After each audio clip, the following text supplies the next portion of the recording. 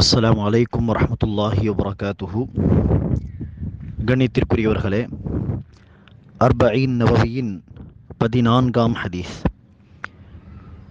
இந்த செய்தியை நபித்தோழர் இப்னு மஸ்ஊத் ரலியல்லாஹு அன்ஹு அவர்கள் அறிவிக்கிறார். இவரை குறித்து சுருக்கமான ஒரு அறிமுகத்தை கடந்த ஒரு ஹதீஸிலே நாம் பார்த்திருக்கிறோம்.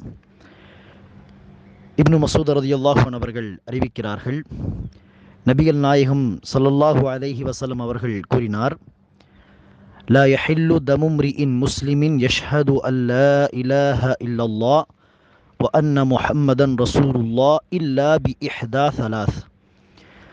அல்லாஹ் ஒருவனை தவிர வணக்கத்திற்குரியவன் வேறு யாரும் இல்லை, மேலும் முஹம்மத் ஸல்லல்லாஹு அலைஹி வஸல்லம் அவர்கள் அல்லாஹ்வின் தூதராவார் என்று சாட்சி சொன்ன ஒரு முஸ்லிமை கொல்வது கூடாது.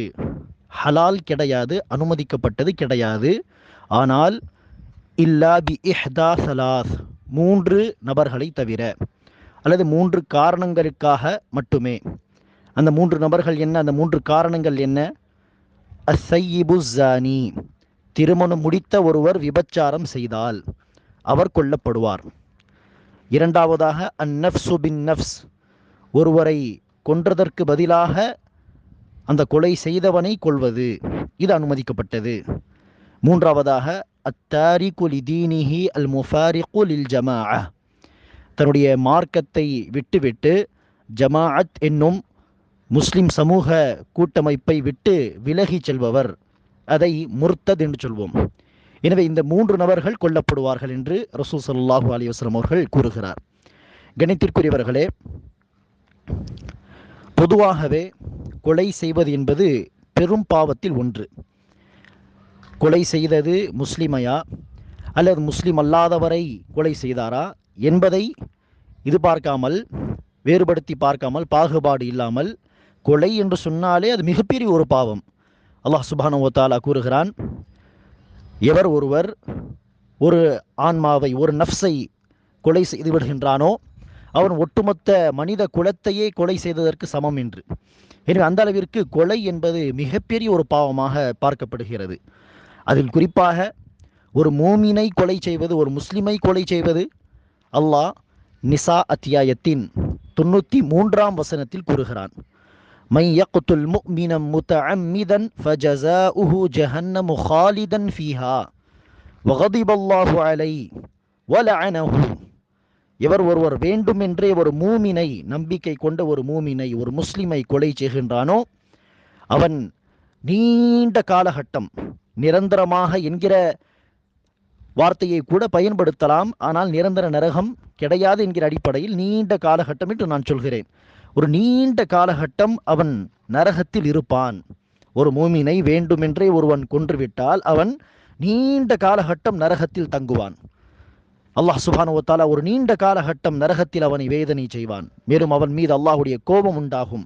அல்லாஹ் அவனை சபிக்கிறான் என்று அல்லாஹ் சுப்ஹானஹு வ தஆலா கடுமையாக கொலை செய்வதை எச்சரிக்கிறான்.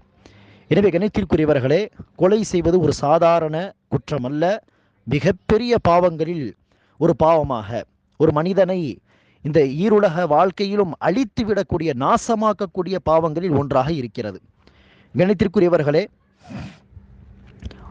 ஷஹாதா சொல்லிவிட்ட ஒரு முஸ்லிமை கொல்லக்கூடாது. ஆனால் இந்த 3 காரணங்களுக்காக கொல்லலாம் என்பது இந்த ஹதீஸுடைய செய்தி. அதாவது, யார் இந்த ஷஹாதாவை சொல்லவில்லையோ அத்தகைய காஃபிர்களோடு போர் புரிய வேண்டிய நிர்பந்தம் ஏற்பட்டால் போர் புரியலாம். அந்த போரில் தனிப்பட்ட நபர்கள் கொல்லவும் படுவார்கள், இல்லையா? ஆனால் இந்த ஹதீஸுக்கு என்ன அர்த்தம் இல்லை? இந்த ஷஹாதா சொல்லாதவர்களை கொன்றுவிடலாம், அப்படி அல்ல. ஒருபோதும் இஸ்லாம் இத்தகைய விஷயங்களை ஆதரிக்கவில்லை. அல்லாஹ் சுப்ஹானஹு வ தஆலா ஒரு ஆன்மாவை, ஒரு நஃப்ஸை கொல்வது மனித குலத்தையே கொல்வதற்கு சமம் என்று அல்லாஹ் சொல்கிறான். இதைவிட கடுமையான எச்சரிக்கை எந்த ஒரு மதத்திலும் இருக்காது. இஸ்லாமிய மார்க்கத்தில் மட்டும்தான் இந்த அளவிற்கு தெளிவாக கடுமையான ஒரு எச்சரிக்கையை நம்மால் பார்க்க முடியும். எனவே ஒருபோதும் இந்த ஹதீஸுக்கு என்ன அர்த்தம் இல்லை? பிறரை கொன்றுவிடலாம் என்பது அர்த்தமல்ல. மாறாக பிறரோடு போர் புரிய வேண்டிய நிர்பந்தம் ஏற்பட்டால் போர் புரியலாம் என்பது அர்த்தமாகும். ஆனால் அத்தகைய சமயத்திலும் எந்த மற்ற மதத்தினர்களோடு நமக்கு உடன்படிக்கைகள் இருக்கிறதோ அவர்களோடு இப்படி செய்வது கூடாது, அவர்களை கொள்ளக்கூடாது. எவர் நம்மிடத்தில் அடைக்கலம் தேடி வந்திருக்கிறார்களோ நாமும் அவர்களுக்கு அடைக்கலம் தந்து விட்டோமோ அவர்களை கொள்ளக்கூடாது. மேலும் ஜிம்மி என்று சொல்வார்கள். ஜிம்மி என்று சொன்னால் யார்? வேதம் வழங்கப்பட்டோர், யூதர்களோ கிறிஸ்தவர்களோ டாக்ஸை வரியை கொடுத்துவிட்டு முஸ்லிம்களுடைய ஆட்சியில் இருப்பார்களோ அத்தகைய திம்மிகள், வேதம் வழங்கப்பட்டவர்கள் யூதர்கள் அல்லது கிறிஸ்தவர்கள் வரி பணத்தை கொடுத்துவிட்டு டாக்ஸை கொடுத்துவிட்டு முஸ்லிம்களுடைய ஆட்சியில் வாழ்ந்தால் அவர்களை திம்மி என்று சொல்வோம். எனவே அந்த திம்மிகளையும் கொள்ளக்கூடாது. எனவே கணத்திற்குரியவர்களே, இது ஒரு பக்கம். ஷஹாதா சொல்லிவிட்ட ஒரு முஸ்லிமையும் கொள்ளக்கூடாது. ஆனால் 3 காரணங்கள் அல்லது 3இல் ஏதாவது ஒன்று காணப்பட்டால் அந்த முஸ்லிமை கொள்வது ஹலாலாக மாறிவிடும், அவனுடைய இரத்தம் ஹலாலாக மாறிவிடும்.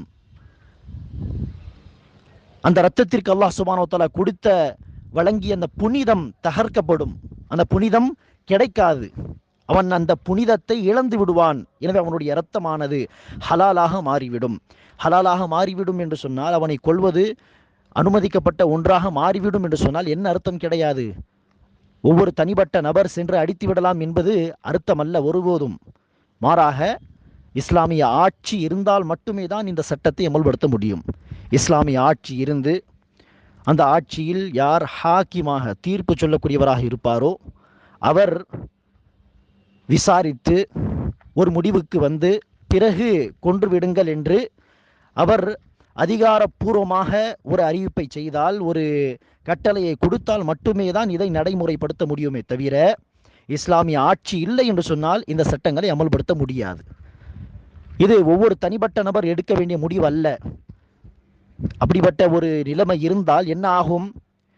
எந்த குழப்பத்தை, எந்த ஃபித்னாக்களை, எந்த பிரச்சனைகளை குறைக்க வேண்டும் என்பதற்காக, சமூகத்தில் இருந்து அதை அகற்ற வேண்டும் என்பதற்காக அல்லாஹ் சுப்ஹானஹு வ தஆலா இன்னாரை கொன்று விடுங்கள் என்று கட்டளையிடுகின்றானோ அதைவிட பெரிய பெரிய குழப்பங்கள், அதைவிட பெரிய பெரிய பிரச்சனைகள் வந்துவிடும். எப்போது? தனிப்பட்ட முறையில் எல்லோரும் இந்த முடிவு எடுத்தால். ஏன்? சின்ன சின்ன பிரச்சனைக்கு என்ன செய்து விடுவார்கள்? இவன் ஒருவனை கொலை செய்தான் என்று சொல்லி கொன்று விடுவார்கள். ஏதோ அவருக்கு மத்தியில் இருந்த ஒரு பிரச்சனையின் காரணமாக என்ன செய்வார்கள்? இவன் விபச்சாரத்தில் ஈடுபட்டான் என்று சொல்லி கொண்டு விடுவார்கள். எனவே கணித்திருக்கிறவர்களே, தனிப்பட்ட ஒரு நபர் எடுக்க வேண்டிய முடிவு அல்ல இது. மாறாக இஸ்லாமிய ஆட்சி இருந்து அதில் ஹாக்கிம் தீர்ப்பு வழங்கக்கூடியவர் இருப்பார்களே, அவர்கள் விசாரித்து பிறகு அவர் சொல்லக்கூடிய முடிவின் அடிப்படையில் தான் இந்த காரியத்தை செய்ய முடியும். எனவே கணித்திருக்கிறவர்களே, அந்த 3 நபர்கள் யார்? முதலாவதாக ரசூல் அவர்கள் சொன்னார்கள், திருமணம் முடித்த பிறகு விபச்சாரத்தில் ஈடுபட்டவன். என்ன அர்த்தம்? திருமணம் முடிப்பதற்கு முன்பு இந்த காரியத்தை செய்திருப்பானே ஆனால் அவன் கொல்லப்பட மாட்டான். கொலை அல்ல அவனுடைய தண்டனை. திருமணத்திற்கு முன்பு விபச்சாரத்தில் ஈடுபட்டால் அதற்குரிய தண்டனை என்ன? பல ஹதீசுகள் இந்த செய்தி வந்திருக்கிறது. 100 கசையடி அடிக்க வேண்டும். சில ஹதீசுகளில் கூடுதலான ஒரு தண்டனை, 1 வருடம் 100 கசையடி அடித்த பிறகு 1 வருடம் அவனை ஊரில் இருந்து துரத்திவிட வேண்டும், ஊரில் இருக்க விடக்கூடாது என்பது. இதை பல அறிஞர்கள் அந்த ஹதீஸின் அடிப்படையில் இந்த நிலைப்பாட்டில் தான் பல அறிஞர்கள் இருக்கிறார்கள். இமாம் அபு ஹனீஃபா ரஹிமஹுல்லா அவர்களை தவிர. அவர் என்ன சொல்கிறார் என்று சொன்னார், 100 கசையடி அடிப்பது அவசியம், ஆனால் அவனை 1 வருடத்திற்கு ஊரை விட்டு துரத்த வேண்டுமா இல்லையா என்பது இமாமுடைய சுய முடிவு. இமாம் விரும்பினால் அந்த தீர்ப்பை வழங்கலாம், அல்லது அவனுடைய நிலைமையை பார்த்து இந்த தீர்ப்பை வழங்கவில்லை என்று சொன்னால் அது இமாமுடைய விருப்பம், ஹாக்கிம் தீர்ப்பு வழங்கக்கூடியவருடைய விருப்பம் என்று சொல்கிறார். எனவே இது திருமணம் முடிப்பதற்கு முன்பு இந்த பாவம் செய்யக்கூடியவர்களுடைய தண்டனையாகும். 100 கசையடி மற்றும் 1 வருடம் ஊரை விட்டு துரத்தி விடுவது. அதே திருமணத்திற்கு பிறகு இந்த காரியத்தை செய்திருந்தால் அதற்கான தண்டனை என்ன? இந்த ஹதீஸின் அடிப்படையில் அவனை கொன்றுவிட வேண்டும். எப்படி கொள்ள வேண்டும்? மற்ற பல ஹதீஸுகளில் அதற்கான வழிமுறையும் சொல்லித்தரப்பட்டிருக்கிறது. ரஜம் செய்வது என்று சொல்வார்கள். ரஜம் என்று சொன்னால் என்ன? அவன் சாகும் வரை, ஆணாக இருக்கட்டும் அல்லது பெண்ணாக இருக்கட்டும், திருமணம் முடித்த பிறகு விபச்சாரத்தில் ஈடுபட்டால் அவன் சாகும் வரை கல்லால் எரிந்து கொள்வது, இதை ரஜம் என்று அரபி மொழியிலே சொல்வார்கள். நடுநிலையான கற்களை தூக்கி அவன் மீது வீசுவது, அவன் சாகும் வரை, ஆணாக இருக்கட்டும் பெண்ணாக இருக்கட்டும். இந்த வழிமுறையை ஒருபோதும் என்ன செய்யக்கூடாது. இது எந்த அளவிற்கு கொடூரமான வழிமுறையாக இருக்கிறது, எதற்காக கல்லை வீசி ஒருவனை துன்புறுத்தி கொள்வது என்று நினைத்துவிட வேண்டாம். மாறாக யார் இந்த விபச்சாரத்தின் காரணமாக பாதிக்கப்படுவார்களோ அந்த இடத்தில் நின்று நீங்கள் யோசித்து பார்ப்பீர்களே ஆனால், அல்லாஹ் பாதுகாக்க வேண்டும் ஒவ்வொருவரையும். அந்த இடத்தில் நின்று நீங்கள் யோசித்து பார்ப்பீர்களே ஆனால், ஆம் இது சரியான தண்டனை என்று சொல்வீர்கள். இதைவிட கடுமையான தண்டனை இருந்தாலும் கொடுத்து விடலாம் என்று மனசு சொல்லும். எனவே கணித்திற்குரியவர்களே, அல்லாஹ் சுப்ஹானஹு வ தஆலா சொன்ன சட்டங்கள் தான் மனிதனுக்கு பொருத்தமான சட்டங்கள். ஒவ்வொரு காலத்திலும் ஒவ்வொரு மக்களுக்கும் பொருத்தமான சட்டம் அல்லாஹ் சொன்ன சட்டங்கள் தான். எனவே கணித்திற்குரியவர்களே, இந்த ரஜம் என்பது கல்லால் எரிந்து கொள்வது என்பது ஒருபோதும் என்ன இல்லை, தவறான ஒரு சட்டம் கிடையாது. ஆனால் இன்று துர்பாக்கியம், பலருடைய துர்பாக்கியம், முஸ்லிம்களாக இருந்து சில பேர் இதை மறுக்கிறார்கள். ரஜம் என்கிற இந்த தண்டனையை சில பேர் மறுக்க செய்கிறார்கள். அல்லாஹ் பாதுகாக்க வேண்டும். ஆதாரப்பூர்வமான பல செய்திகளில் வந்த செய்தி இது. உமர் ரலியல்லாஹு அன்ஹு அவர்கள் சொன்னார்கள், ரஜம் செய்வது ஒரு ஹக், சத்தியமான ஒரு விஷயம். பிற்காலத்திலே சிலர் இதை மறுத்துவிடக் கூடும் என்று உமர் ரலியல்லாஹு அன்ஹு அவர்கள் முன்னறிவிப்பு செய்வது போல அவர்கள் அந்த காலத்தில் யோசித்து பார்த்து சொல்லியிருக்கிறார். எனவே அத்தகைய ஒரு காலகட்டத்தை நாம் அடைந்திருக்கிறோம். சில முஸ்லிம்களை இதை வெறுக்கிறார்கள், மறுக்கிறார்கள். அல்லாஹ் பாதுகாக்க வேண்டும். அவர்கள் ஆதாரப்பூர்வமான செய்திகளில் வந்திருக்கிறது என்று தெரிந்தும் பிடிவாதமாக இதை மறுப்பார்களேயானார் அவர்கள் காஃபிர்களாக மாறிவிடக்கூடும். எனவே கணித்திற்குரியவர்களே, ரஜம் செய்வது குர்ஆனிலும் ஹதீஸிலும் சொல்லப்பட்ட ஒரு சட்டம் என்பதை புரிந்து கொள்ள வேண்டும். ரஜம் இதை எப்போது செய்வோம் என்று சொன்னால், ஒன்று, 4 சாட்சியாளர்கள் அவனை குறித்து அல்லது அவளை குறித்து சாட்சி சொல்ல வேண்டும். ஆம், இவன் அல்லது இவள் இந்த காரியத்தில் ஈடுபட்டாள் என்று சொல்லி 4 பேர் சாட்சி சொன்னால் பிறகு இந்த தண்டனையை ஹாக்கிம் என்பவர் அறிவிப்பார். அல்லது இரண்டாவது என்ன, அவரை ஒத்துக்கொண்டால், விபச்சாரத்தில் ஈடுபட்டவனே ஒத்துக்கொண்டால், ஆம் நான் இந்த தவறை செய்திருக்கிறேன். இப்னு தைமியா ரஹிமஹுல்லாஹ் அவர்கள் ரசூல் ஸல்லல்லாஹு அலைஹி வஸல்லம் அவர்களுடைய காலகட்டத்திற்கு பிறகு 8ஆம் நூற்றாண்டில் வந்தவர் இந்த இமாம் இப்னு தைமியா ரஹிமஹுல்லாஹ் அவர்கள் சொல்கிறார், இதுவரை இஸ்லாமிய வரலாற்றில் இதுவரை 4 சாட்சிகளின் காரணமாக ஒருவர் அவனுடைய குற்றம் விபச்சாரம் நிரூபிக்கப்பட்டு அவன் கொல்லப்பட்டான் என்று வரலாறே கிடையாது என்று சொல்கிறார். இதுவரை இப்படிப்பட்ட ஒரு சம்பவம் நடக்கவே இல்லை. 4 பேர் வந்து சாட்சி சொல்லி பிறகு அவன் மீது இப்படிப்பட்ட ஒரு தண்டனைக்கான தீர்ப்பை வழங்குவது என்கிற ஒரு சம்பவமே இதுவரை நடக்கவில்லை என்று சொல்கிறார். எனவே இதில் நாம் பார்க்கலாம், இது எந்த அளவிற்கு ஒரு பெரிய ஒரு விஷயம், சாதாரண விஷயம் அல்ல. ஒருவனை குறித்து அவன் இப்படி விபச்சாரத்தை செய்திருக்கிறான், இந்த குற்றத்தை அவன் செய்திருக்கிறான் என்று சொல்வது சாதாரண விஷயம் அல்ல. 4 சாட்சியாளர்கள் வரவில்லை என்று சொன்னால், ஒருத்தனோ 2 பேரோ இந்த காரியத்தை இந்த விஷயத்தை சொன்னால் 4 சாட்சியாளர்கள் வராமல் இருக்க அந்த இருவரை பிடித்து அடிக்க வேண்டும், என்பது கசையடி அடிக்க வேண்டும். எதற்காக ஒருவனை குறித்து நீ அவதூறு சொன்னாய் என்று சொல்லி.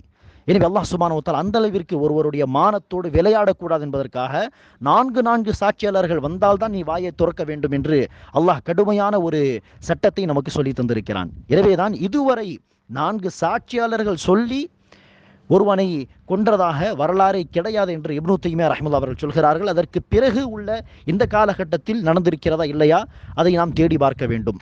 கணித்திற்குரியவர்களே, இரண்டாவது வழி என்ன சொன்னோம், அவனே ஒத்துக்கொண்டால், ஆம் நான் இந்த தவறை செய்திருக்கிறேன் என்று குறைந்தபட்சம் ஒரு முறை அவன் ஒத்துக்கொண்டால், அந்த ஒப்புதலின் அடிப்படையில் என்ன செய்யலாம், ஹாக்கிம் என்பவர் தீர்ப்பு வழங்கலாம்.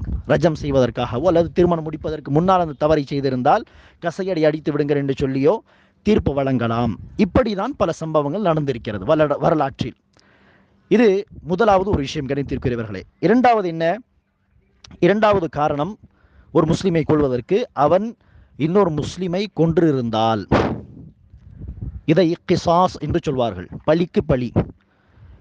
இந்த விஷயத்திலும் வேண்டுமென்றே அவன் கொன்றான் என்று இருந்தால் மட்டுமே தான் அவனை கொல்ல வேண்டுமே தவிர, அவன் தெரியாமல் கொல்ல வேண்டும் என்று அவன் கையை ஓங்கவில்லை, ஆனால் ஏதோ ஒரு பிரச்சனையில் அல்லது ஆக்சிடென்டலி தெரியாமல் தவறி அவன் அடித்துவிட்டு அவன் இறந்து விடுகிறான் என்று சொன்னால், இரண்டாவது நபர் தெரியாமல் கொன்று இருந்தால் அதற்கு பழிக்கு பழி கிசாஸ் என்கிற அடிப்படையில் என்ன செய்ய முடியாது, அவனை கொன்றுவிட முடியாது. மாறாக அந்த நேரத்தில் தியத் கொடுக்க வேண்டும். தியத் தியத் என்று சொன்னால் என்ன? 100 ஒட்டகங்கள், 100 ஒட்டகங்களை பெனால்ட்டியாக தியத்தாக கொடுக்க வேண்டும். இது எப்போது?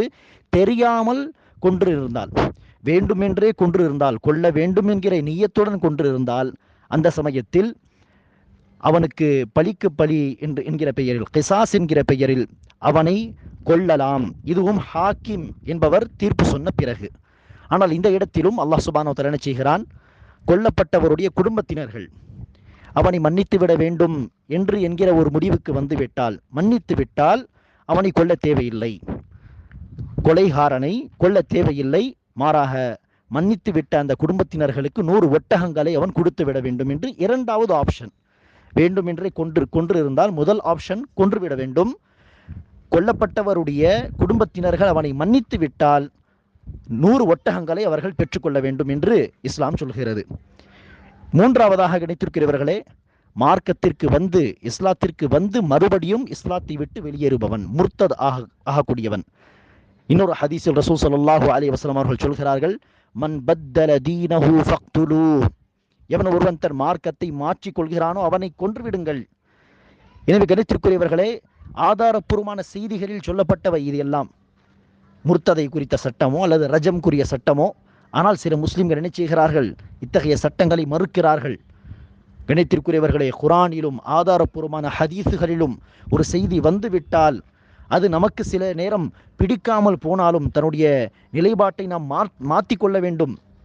அல்லாஹ் சொன்ன சட்டம், நபிகள் நாயகம் அவர்கள் சொல்லி தந்த சட்டம், எனவே இதுதான் நமக்கு பொருத்தமான சட்டமாக இருக்கிறது என்று நம்முடைய நம்பிக்கை, இறை நம்பிக்கை, ஈமான் என்பது மிகைத்து விட வேண்டும் நம்முடைய யோசனைக்கு மேல். ஆனால் கணித்திருக்கிறவர்களை சிலர் என்ன செய்கிறார்கள்? இன்றும் பலர் இருக்கிறார்கள், ரஜம் என்கிற சட்டத்தையோ அல்லது முர்த்ததை கொன்றுவிட வேண்டும் என்கிற சட்டத்தையோ மறுக்கக்கூடியவர்களாக. அல்லாஹ் பாதுகாக்க வேண்டும். கணித்திருக்கிறவர்களே, குரானும் ஹதீஸும் நமக்கு முன்னால் வந்துவிட்டால் அதை விட நம்முடைய அறிவோ நம்முடைய யோசனையோ எந்த ஒரு விஷயமோ யாருடைய கருத்தாக இருக்கட்டும், அது இதைவிட மேலானது கிடையாது என்கிற ஒரு தெளிவான ஒரு நிலைப்பாட்டில் ஒவ்வொரு முஸ்லிம் இருக்க வேண்டும். அல்லாஹ் சுப்ஹானஹு வ தஆலா நம் அனைவருக்கும் அந்த பாக்கியத்தை தருவானாக. அல்லாஹ் சுப்ஹானஹு வ தஆலா இந்த பெரிய பெரிய குற்றங்களில் இருந்து ஒவ்வொரு முஸ்லிமையும் பாதுகாப்பானாக. ஆமீன். அஸ்ஸலாமு அலைக்கும் வரஹ்மத்துல்லாஹ்.